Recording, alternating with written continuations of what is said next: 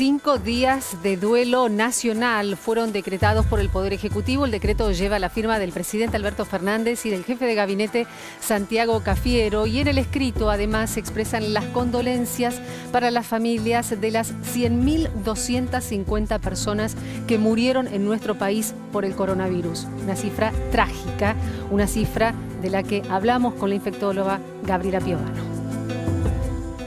En realidad que se podría haber evitado prácticamente del minuto cero, ¿no? Cuando esto venía en avión en el aeropuerto de Ezeiza y a los demás sitios de arribo del extranjero en el país, que digamos, entonces de hecho si hubiésemos podido en ese momento tomar medidas restrictivas, obviamente pensar en eso hubiese sido, bueno, ni siquiera contar hoy con la pandemia en la Argentina, pero también estoy hablando de algo muy ilusorio, porque ¿quién iba a sostener cerrar las fronteras si después no pasaba nada por eso, ¿no? Porque vos sabés que hasta nos reclamaron que la primera vez, o sea, el primer pico, donde realmente se logró contener a los casos graves y no hubo colapso, digamos, salvo algunas excepciones, hasta se nos llegó a reclamar que finalmente no había habido colapso, ¿no? O sea, hasta ese grado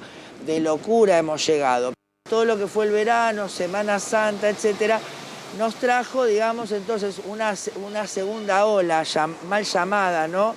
Segunda ola, sino que un segundo pico, digamos, que justamente el componente ahora fue de gente mucho más joven y ahora sí se saturó a la ciudad de Buenos Aires, Córdoba, Mendoza, bueno, nuevamente Jujuy, ¿no es cierto?, y Neuquén. Ahora, cuando el gobierno en esa fecha toma la determinación de cerrar, digamos, entonces la circulación nuevamente y después sectorizarla, por ejemplo, digamos, evitando volver a la escolaridad presencial, a los espectáculos masivos, etcétera, etcétera. O sea, aquello que nos había dado resultado para disminuir entonces y hacer en la parte descendiente del primer pico, ¿está bien? O sea, haber bajado los casos tuvo que ver con haber cerrado en julio y haber sectorizado la circulación.